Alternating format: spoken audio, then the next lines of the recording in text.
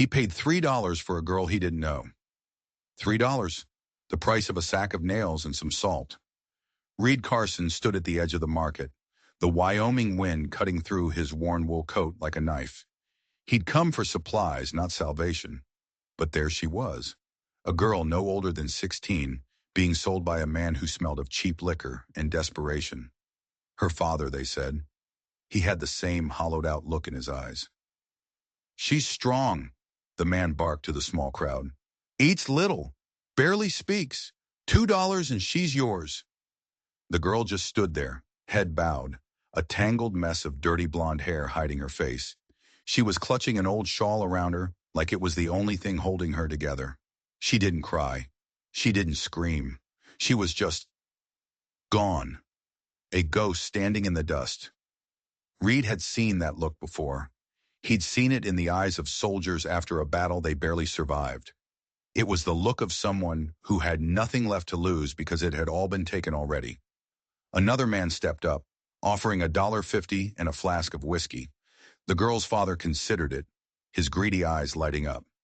That's when Reed moved. He didn't think. He just acted. He pushed through the circle of onlookers, his boots heavy on the frozen ground. He stood in front of the father, a man half his size but twice as broken. $3, Reed said, his voice a low rumble. "And you never speak her name again." The man's eyes narrowed. "You buying or rescuing, mister?" Reed didn't answer. He just dropped the 3 coins into the man's filthy, outstretched hand. The clink of the metal was like a judge's gavel. Final. The man spat on the ground, shoved the girl forward, and walked away without a single look back. She was his now, a stray, a piece of property bought and paid for. He turned to her. "Can you walk?" She gave a tiny, almost imperceptible nod. "Then come on." He started for his wagon, but she didn't move. She was frozen in place, her eyes darting around like a spooked deer. Reed sighed, a puff of white in the cold air. He took off his own coat, the one his wife Lillian had patched for him 100 times, and held it out to her. "You'll freeze to death before we get halfway up the ridge," he said. Her hand, small and shaking, reached for the coat. The moment her fingers touched the warm wool, she flinched. She ran her hand over the lining, over a stitched patch near the collar, and then, without a sound, she started to cry. It wasn't a loud, dramatic cry. It was silent, the kind of weeping that comes from a place so deep inside, it has forgotten how to make a sound. Tears just streamed down her face, soaking into the fabric of his coat. He didn't know what to do. He hadn't comforted anyone in years, not since Lillian, so he just stood there waiting. When she finally looked up at him, her eyes weren't full of fear anymore.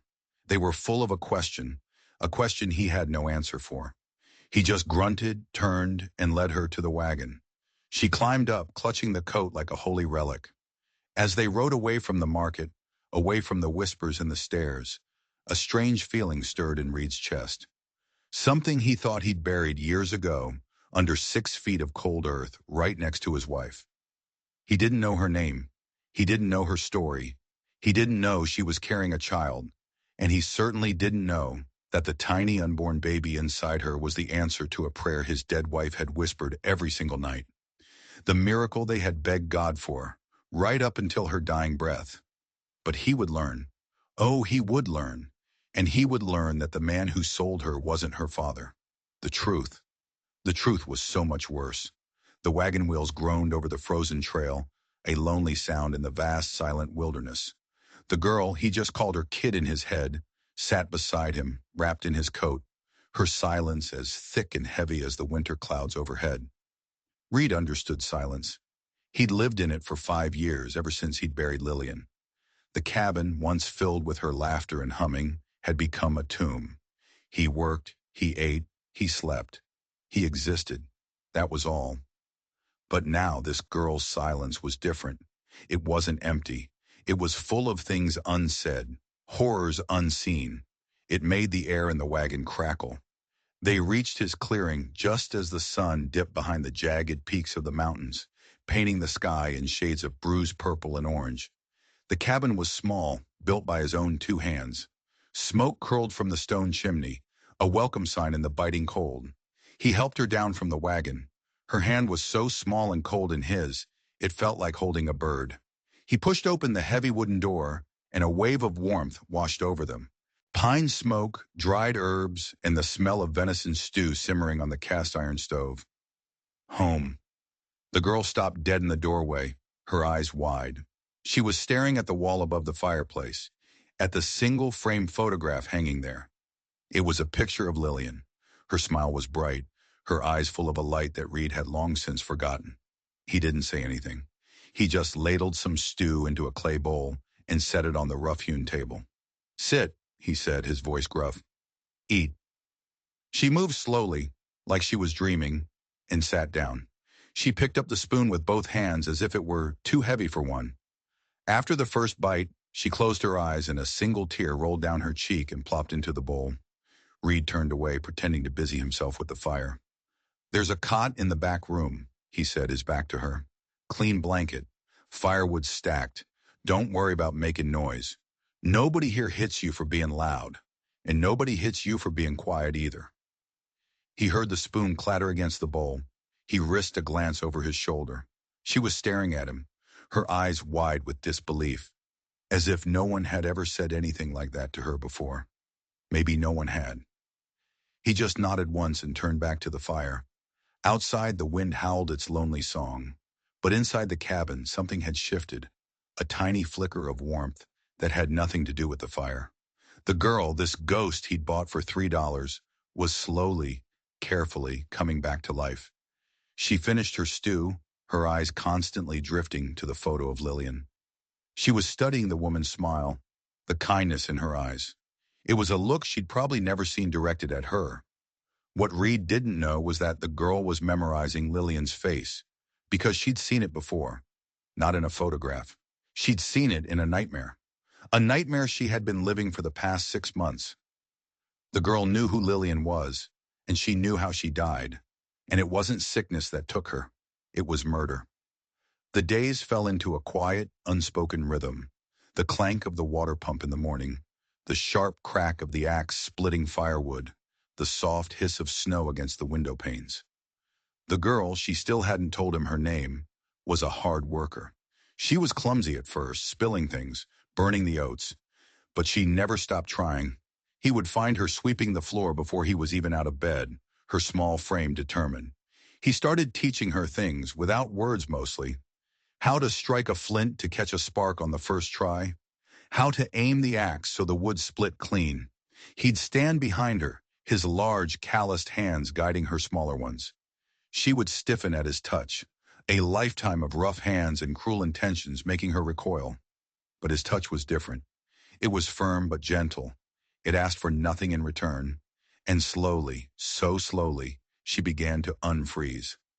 One night, as a blizzard raged outside, rattling the very bones of the cabin, she finally spoke. They were eating rabbit stew, the silence comfortable for the first time. "My name is Eva." Reed looked up from his bowl, surprised. He just nodded, waiting. "The man who sold me," she said, her voice barely a whisper, tight with shame. He wasn't my father." Reed set his spoon down. He'd suspected as much. There was no family resemblance, only a shared sense of misery. "My folks," she continued, staring into the fire, "they run a small farm down south. A good family. Church every Sunday." Her voice broke. "They threw me out when they found out I was with child." Reed's blood ran cold. Pregnant? This child, this slip of a girl, was pregnant? He looked at her, really looked at her, and saw it for the first time. The slight swell of her belly hidden beneath the baggy clothes. All the pieces clicked into place. Her exhaustion, her hunger, the desperation of the man selling her so cheap. "He said I'd brought shame on the family," Eva whispered, tears now tracking paths through the grime on her cheeks. "The man who sold me, his name is Silas. He was a hired hand. My father told him to get rid of me, take me far away so no one would ever know." She laughed, a bitter, broken sound. "Silas saw an opportunity. Instead of just leaving me on the road, he decided to make a profit. Figured a girl who didn't talk much would be easier to sell." She finally looked at him, her eyes pleading, bracing for the judgment, for the anger, for him to throw her back out into the storm. Reed didn't say a word. The fire crackled, casting dancing shadows on the walls. The news hit him like a physical blow. A baby. There was going to be a baby in this house of ghosts. He stood up so abruptly his chair scraped against the floorboards. Eva flinched, pulling back into herself. He ignored her, stalking to the door and pulling on his heavy coat. He grabbed his rifle from the rack. "Where are you going?" she cried, her voice laced with terror. "Stay here. Bar the door behind me," he growled. And then he was gone, swallowed by the swirling white chaos of the blizzard. Eva scrambled to the door and slid the heavy iron bolt into place. She was alone. He had left her, just like everyone else. She sank to the floor, her body racked with sobs, her hands protectively wrapped around her belly. He was going to leave her to die, or worse. Maybe he was going hunting for Silas. The minutes stretched into an hour. The storm grew more ferocious. Every gust of wind sounded like a monster trying to claw its way in. Then she heard it, a pounding on the door. It wasn't Reed. It was a different voice, muffled by the wind, but filled with a chilling familiarity. "Eva, I know you're in there. That old man can't protect you from me. Open this door." It was Silas. He had come back for her, and he hadn't come alone. Through a small crack in the window shutter, she saw them. 3 figures on horseback, dark shapes against the blinding snow. Silas and 2 other men she'd never seen before, and they all had rifles. They weren't here to take her back. They were here to silence her, forever. Reed plunged into the blinding white chaos of the blizzard, the wind a physical force trying to push him back. He wasn't thinking, only moving. The rage that had been dormant for 5 years was now a roaring inferno in his gut. Silas. The name echoed in his mind. He'd take the man apart with his bare hands, for what he'd done to Eva, for the terror he'd put in her eyes. But as he fought his way toward the tree line, a different thought cut through the anger. What was he doing? Leaving her alone, unprotected. He was acting like a fool, driven by rage. Lillian had always told him his temper would be his undoing. He stopped, the snow swirling around him, and forced himself to breathe. Think. Silas was long gone. Tracking him in this storm was impossible, suicidal. His duty wasn't to vengeance. It was to the girl in his cabin, the girl carrying a child. He turned back, his shoulders slumped with the weight of his own foolishness. He saw the cabin lights, a faint yellow glow in the maelstrom. A beacon. That's when he heard the shouts, carried on the wind. He saw the horses first, 3 of them, tied loosely to a pine tree near the edge of the clearing, and then the men huddled near his front door, yelling. One of them was pounding on it with the butt of his rifle. Silas. Reed's blood turned to ice. They had followed them, or they'd come back. It didn't matter. They were here, and Eva was alone. He ducked behind a large, snow-covered boulder, his mind racing. 3 of them, all armed.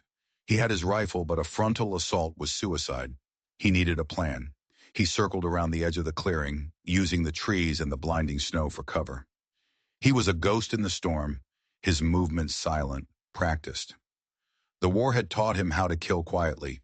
He'd prayed he would never have to use those skills again. God, it seemed, wasn't listening.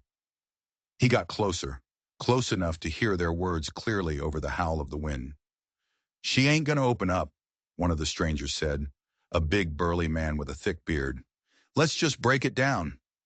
"No," Silas snapped. "The boss wants her alive, for now, and he wants what's inside." The boss? What the hell were they talking about?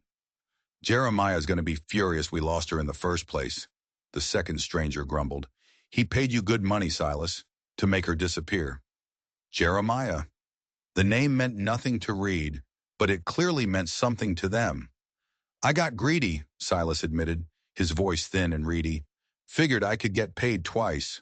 Once by him, once by some fool at a market. How was I to know some mountain man would take a liking to her?" He kicked the door in frustration. "Eva, open this door. Jeremiah just wants to talk. He wants to do right by you. By the baby." Inside the cabin, Eva was pressed against the far wall, her knuckles white, her body trembling so hard she thought her bones would break. Jeremiah. The name was a curse on her lips.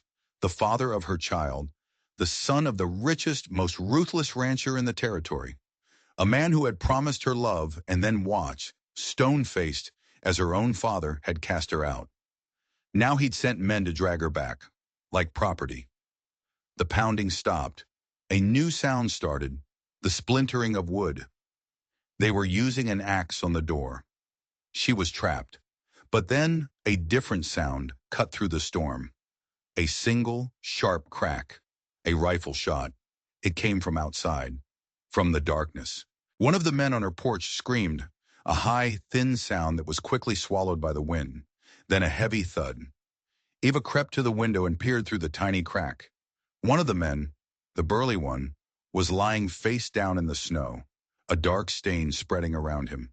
Silas and the other man were scrambling for cover, firing their own rifles wildly into the trees. "Where is he?" Silas shrieked, his voice cracking with panic. Another shot rang out. The second stranger crumpled, clutching his leg, howling in pain. Now it was just Silas. He was backed up against the cabin wall, his eyes wide with terror, his rifle shaking in his hands. He was a coward, not a fighter. "Show yourself!" he screamed into the blizzard. A figure emerged from the swirling snow, moving with a calm, deadly purpose. It was Reed. His face was a mask of cold fury, his rifle held steady at his hip. He looked like the angel of death come down from the mountain. "You came to my home," Reed's voice was unnervingly calm, a low rumble that cut through the wind. "You tried to break down my door. You threatened my family." He took another step forward. "Now," Reed said, raising his rifle until it was pointed directly at Silas's heart. "You're going to tell me who Jeremiah is, and you're going to tell me why he wants her back so badly." Silas was blubbering, a pathetic sight. "Please, don't kill me. He'll kill me if I talk." "I'll kill you if you don't," Reed said flatly. That's when Silas made his fatal mistake. He saw Reed glance towards the cabin door for a fraction of a second, checking on Eva. In that moment, Silas's desperation overrode his fear. He raised his own rifle and fired. The shot was wild, the bullet splintering the wood of the porch railing just inches from Reed's head. Reed didn't even flinch. His own rifle bucked against his shoulder. The sound was deafening. Silas was thrown back against the cabin wall, a look of pure shock on his face. He slid down, leaving a smear of red on the logs, and lay still in the snow. Silence descended, broken only by the moaning of the wind and the whimpering of the man with the shot leg. Reed stood over Silas's body for a long moment, the smoke curling from the barrel of his rifle. Then he turned and walked to the door. He didn't bother checking if Silas was dead. He knew. He gently pushed on the splintered wood. "Ava," he called out, his voice soft now. "It's over. You're safe." The iron bolt slid back with a groan. The door creaked open. Ava stood there, her face as white as the snow outside. She looked at the bodies, at the blood staining the pristine white ground. She looked at the rifle in Reed's hand, and then she looked at him. Her eyes weren't filled with fear of him. They were filled with something else. Awe. He had called her family. He had killed for her. She took a shaky step forward, out onto the porch.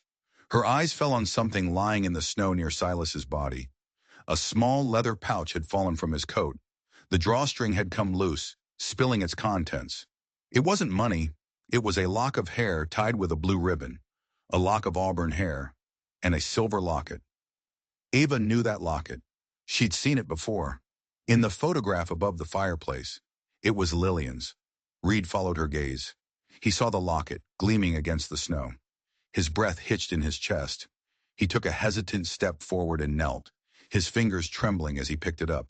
He opened it. On one side was a tiny faded portrait of himself from years ago.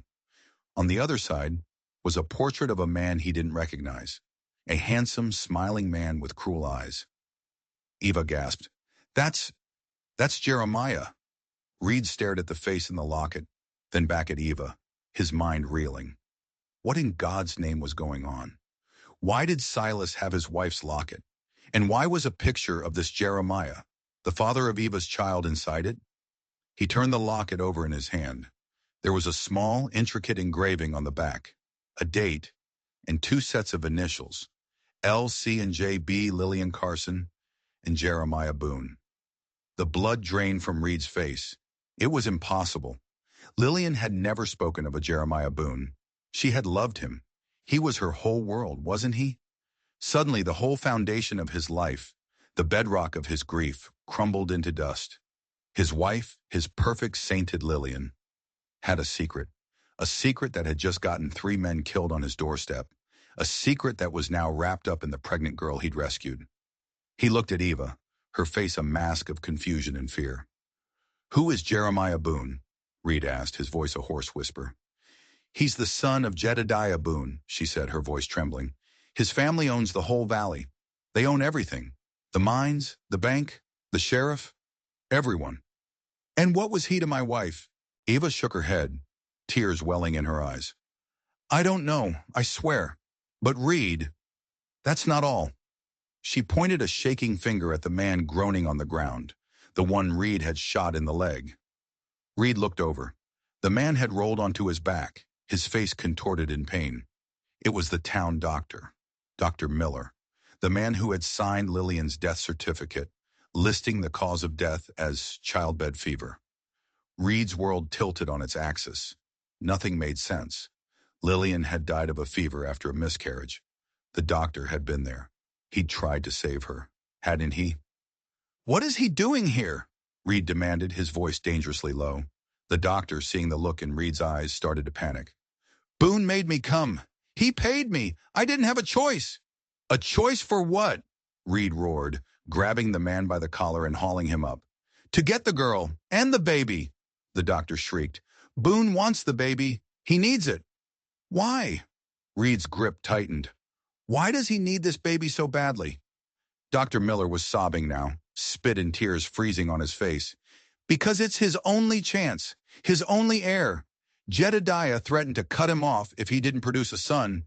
He's been trying for years and with all sorts of women." Reed's mind was a whirlwind.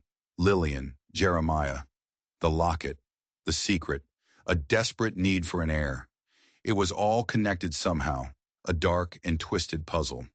"What does this have to do with my wife?" Reed asked, his voice like stone. The doctor's eyes darted away, filled with a guilt so profound it was almost palpable. "Lillian, she couldn't give him one either." The words hung in the frozen air, colder than any blizzard. "Couldn't give him one. Not us. Him."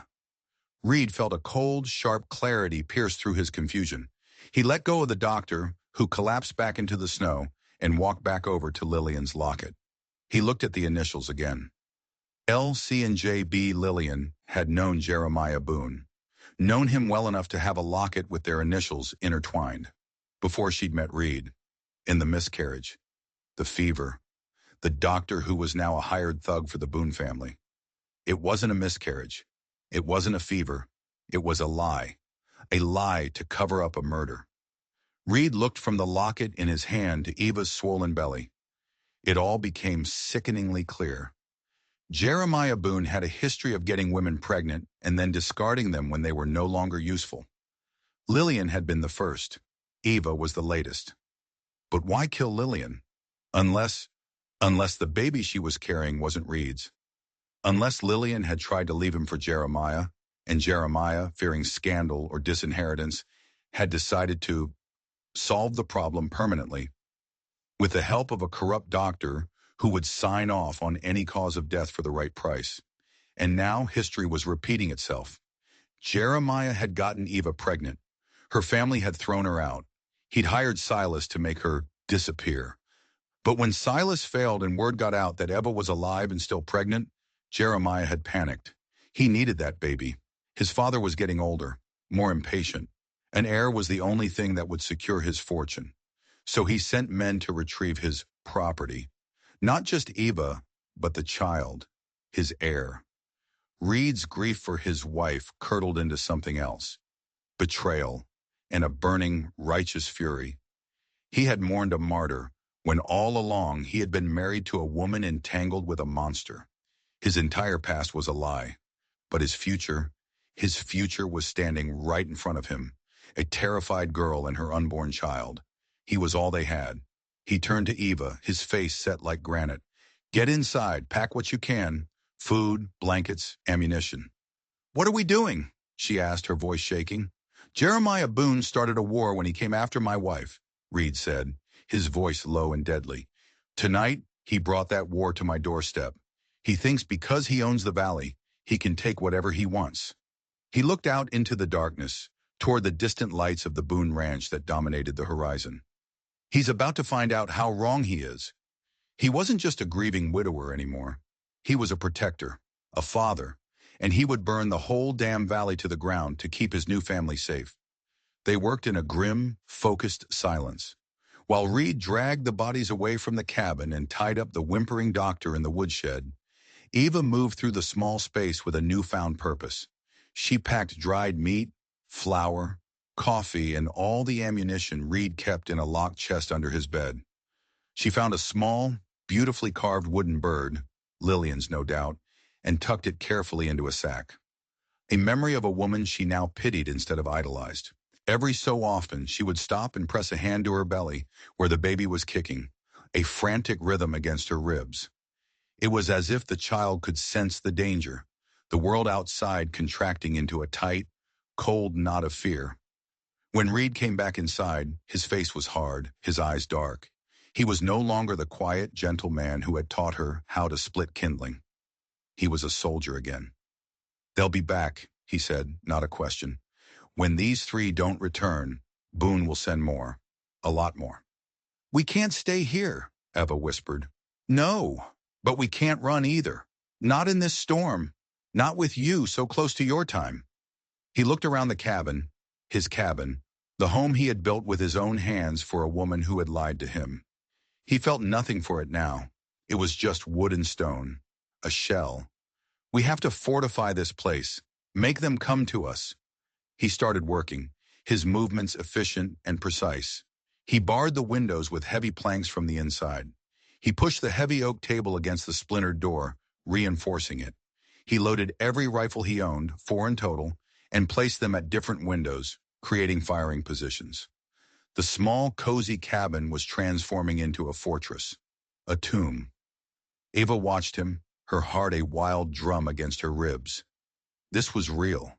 This was happening. Hours ago, she had been a nameless outcast. Now she was at the center of a war she didn't understand, defended by a man she barely knew.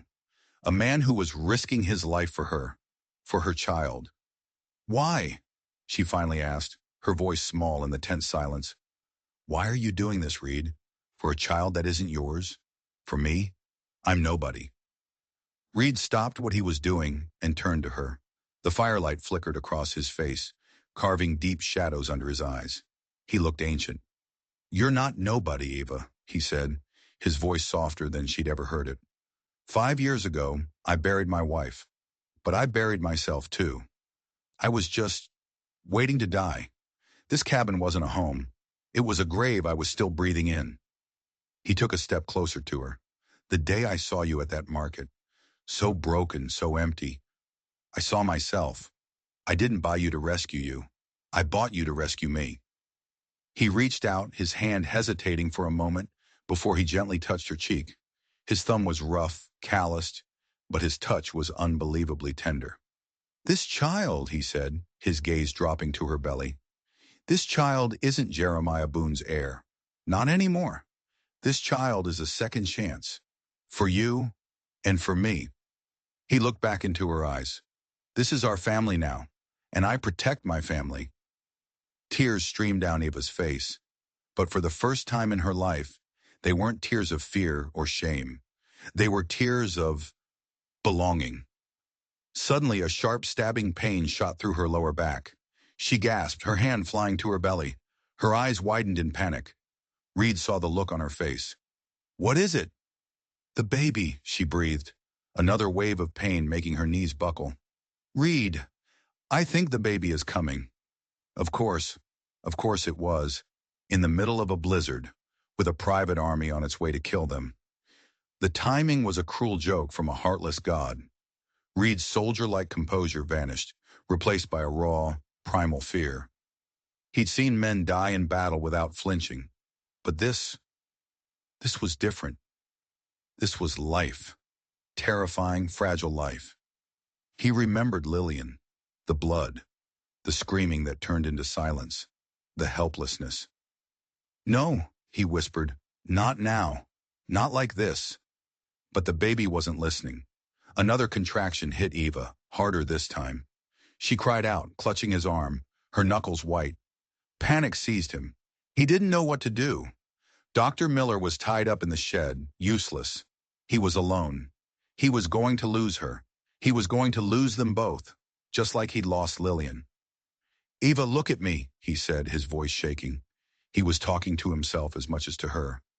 Breathe. Just breathe. I'm here. I'm not leaving you. He helped her to the cot in the back room, the same cot she'd slept on since she arrived.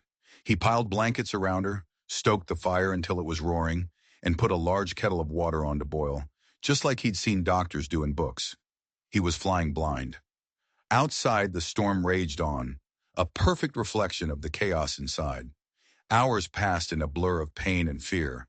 Eva's cries mingled with the howl of the wind. Reed was by her side the whole time, wiping her brow with a cool cloth, whispering words of encouragement he didn't feel, holding her hand so tight his own bones ached. He was losing her. He could feel it. She was getting weaker, her breaths more shallow. The ghosts of the past were in the room with them, whispering of failure. Then, just as the first faint hint of dawn began to gray the sky, he heard it. A new sound, distant but drawing closer. The sound of horses, many of them, and the barking of dogs. They were here. Boone's army had arrived. Reed's blood ran cold. He was trapped. He had to choose. Stay with Ava and watch them both die when they broke down the door, or leave her side to fight and risk her dying alone. Ava must have seen the conflict in his eyes. She reached out and gripped his hand, her strength surprising him. Go, she rasped, her face slick with sweat. Fight for her.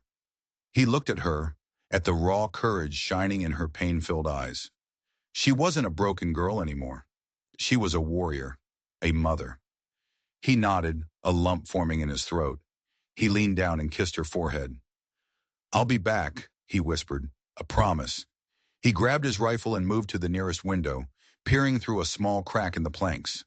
The sight that greeted him stole his breath. The clearing was full of men, at least 15 of them, all armed to the teeth, their torches cutting fiery holes in the pre-dawn gloom. They were spreading out, surrounding the cabin, and at their head, sitting on a massive black stallion, was a man in a fine fur coat. He was handsome, arrogant, his face a mask of smug entitlement. Jeremiah Boone. He had come himself, and beside him, on another horse, was a man Reed recognized with a jolt. Sheriff Brody. The law. Bought and paid for by Boone money. There would be no justice, no help. They were utterly, completely alone. Jeremiah raised a hand, and the men stopped. The clearing fell silent, except for the wind. Carson! Jeremiah's voice boomed, dripping with condescension. You have something that belongs to me? Send out the girl, and I might let you live. Reed rested the barrel of his rifle on the windowsill. He took aim, centering Jeremiah Boone's chest in his sights. It was a long shot, but possible. He could end this right now. One squeeze of the trigger. From the back room, Eva screamed, a long, agonizing cry of pure effort. Reed's finger tightened on the trigger, and then another sound cut through the air. Not from Eva, not from the men outside. A baby's cry, small but piercing, a defiant scream of new life in a world determined to snuff it out. A daughter, his daughter. The sound shocked Reed out of his bloodlust. Killing Jeremiah now would only make him a martyr. These men would storm the cabin and slaughter them all in revenge.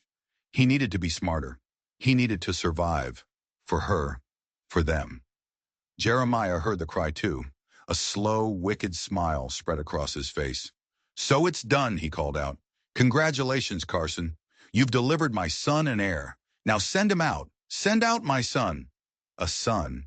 He was so sure, so arrogant. Reed felt a grim smile touch his own lips.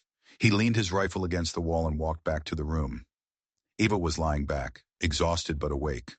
tears of joy and relief streaming down her face, and nestled in her arms, wrapped in a clean blanket, was the most beautiful thing Reed had ever seen.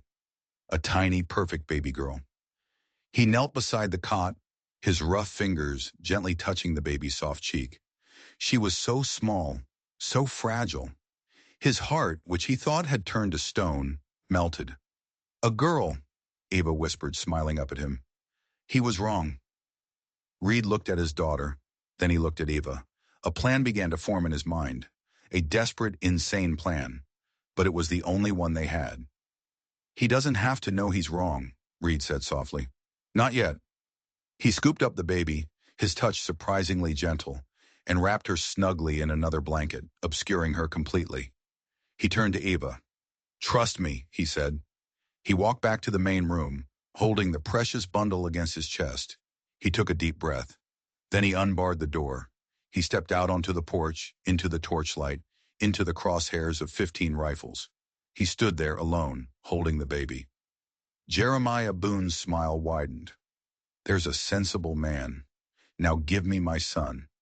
Reed held the bundle tighter. First you let the mother go, he said, his voice ringing out with an authority he didn't feel. She's weak. She needs a doctor. Let her ride out, and the child is yours. Jeremiah laughed. You're in no position to bargain, old man. Am I? Reed said calmly. He shifted the bundle in his arms, letting the blanket fall away just enough to reveal the baby's face, but keeping its body covered. In the flickering light, it was impossible to tell if it was a boy or a girl. This is your heir, Boone, the only thing standing between you and your father's wrath. Are you willing to risk a stray bullet hitting him? Are you?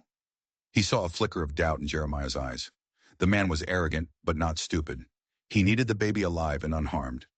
What's to stop me from taking the child and killing you both anyway? Jeremiah sneered. The doctor, Reed said, playing his only card. I have Dr. Miller. He's alive. If we are not clear of this valley by noon, he has instructions to send a letter. A letter to the territorial governor. A letter detailing everything. The murder of my first wife, Lillian. Your connection to her. The illegal purchase of a doctor's silence. Everything. It was a complete bluff. The doctor was tied up and terrified, not a conspirator. But Jeremiah didn't know that. Sheriff Brody shifted uneasily in his saddle. This was getting complicated. A letter to the governor could ruin them all. Jeremiah's face was a thundercloud. He was being outmaneuvered, and he hated it. He looked from Reed's stony face to the precious bundle in his arms. Fine, he spat. Send the girl out. She can take one of my horses. You have my word she won't be harmed. Reed knew his word was worthless, but it was a chance. He turned and went back inside. Eva was already on her feet, weak and shaky, pulling on his oversized coat. Fear and hope warred in her eyes. It's a trick, she whispered. He'll kill me as soon as I'm clear of the trees.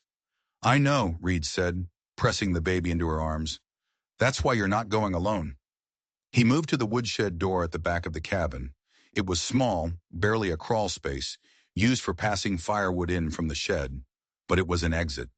Listen to me carefully, he said, his voice low and urgent. My horse Bess is in the shed. She's old, but she knows the mountains better than any man. Get on her. Don't follow the main trail. Head straight up the ridge, through the old hunting paths. Don't stop for anything. Ride until you reach the Johnson settlement on the other side. They're good people. They'll help you. He pressed a small, heavy pouch into her hand. It was all the money he had in the world. But what about you? She cried, clutching his arm. They'll kill you. He gave her a sad smile. Someone has to stay behind and make sure they don't follow you right away. He was buying her time, with his life. She started to protest, but he put a finger to her lips. You gave me a reason to live again, Eva. Now let me give your daughter a chance to have a life. Go. Now. Tears streamed down her face. She leaned in and kissed him, a desperate, clumsy kiss full of fear and love and a lifetime of unspoken gratitude. Her name is Lillian, she whispered. Lillian Hope. He nodded, his throat too tight to speak. He helped her and the tiny baby through the crawl space into the dark, cold woodshed.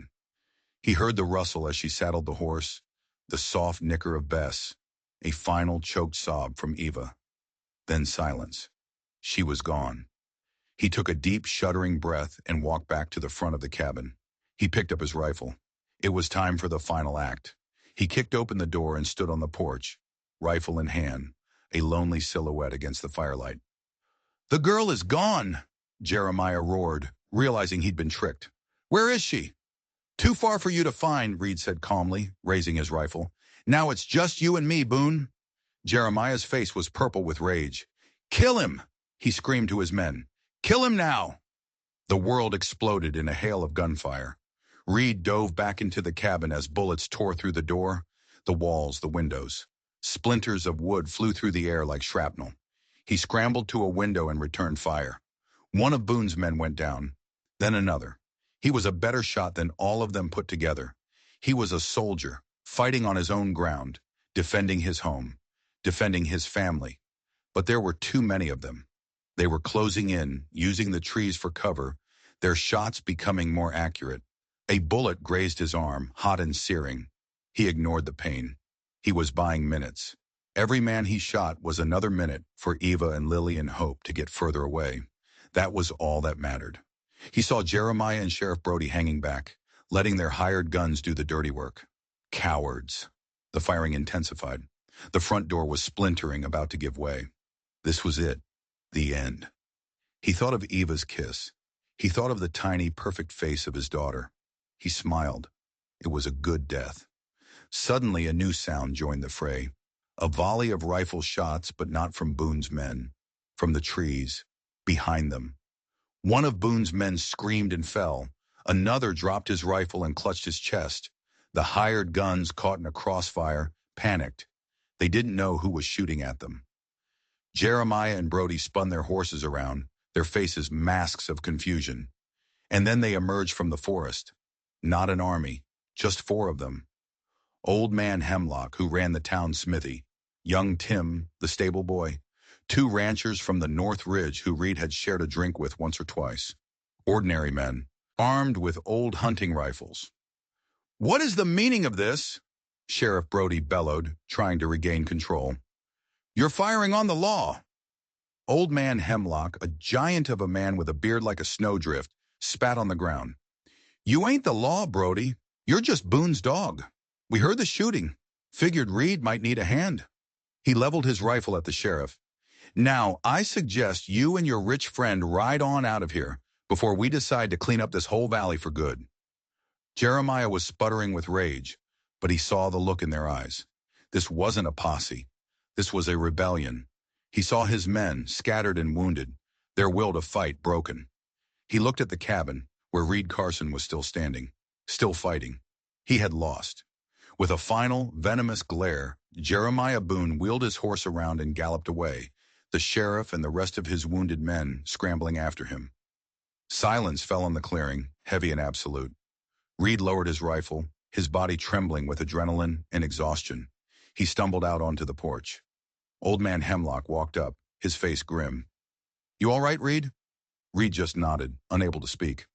"We saw the girl," Hemlock said, "riding like the devil was on her tail, with a babe in her arms. Figured you'd stirred up the hornet's nest for a good reason." He clapped Reed on the shoulder. "You go on after her. We'll take care of this mess." Reed looked at the faces of his neighbors, these quiet men who had risked their lives for him, for a reason they didn't even fully understand. "Thank you," he managed to say, his voice thick with emotion. He didn't waste another second. He ran to the shed, saddled the fastest of the horses left behind, and rode. He rode like he had never ridden before, following the faint tracks Eva and Bess had left in the snow, praying he wasn't too late.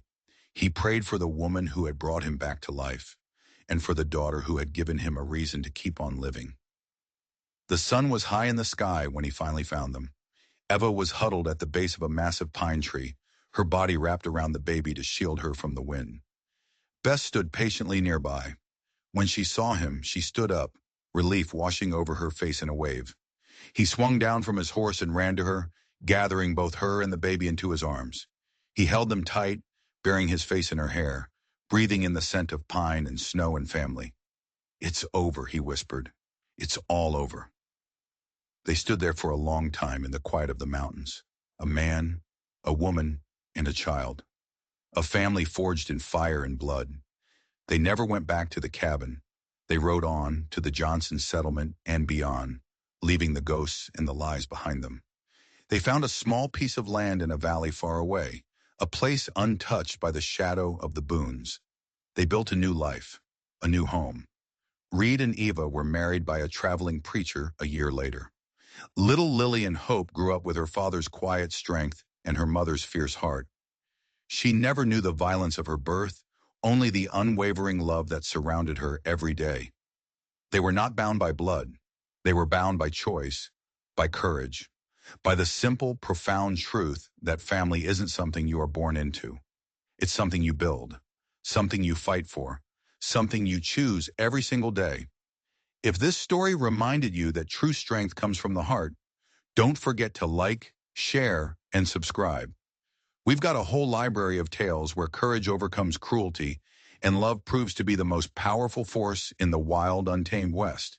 Hit that subscribe button, and we'll see you on the next adventure.